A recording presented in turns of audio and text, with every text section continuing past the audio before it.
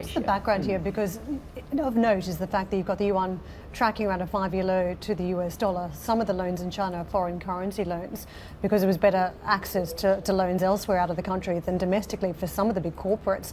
So what happens from this point? Could there be a further depreciation of the currency? Could China step in and help out with certain loan products in terms of clearing some of the debt? Is there a pickup in demand that helps the revenue picture? You know, what plays out for China at this point? Well, I think on the currency we are looking for a further depreciation, and whether it's a gradual one or another one of these step depreciations, I suppose we have to say that the longer this goes on, then the higher the likelihood of step depreciations. But it definitely seems to be on a depreciation path, and that's because they really need the net exports component of GDP to be contributing while they're going through this transition from investment-led growth to private consumption, where private consumption is just too small as a percentage of GDP to be able to power the economy. So the currency does look like it's on a depreciating path.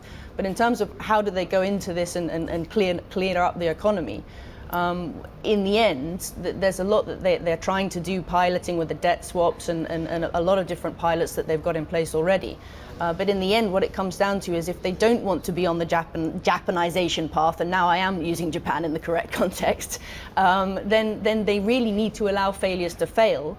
And there needs to be a proper recapitalization of the banking system. So not only do they need more equity to come into China, they also need to be thinking about what the bond market and who's going to buy these government bonds. One thing about that conversation is if you'd missed out the start of it, and they really need these banks to fail, you could have been talking about many parts of the world, couldn't you? It could have been absolutely anywhere: Japan, China, Spain, Portugal, France, Germany.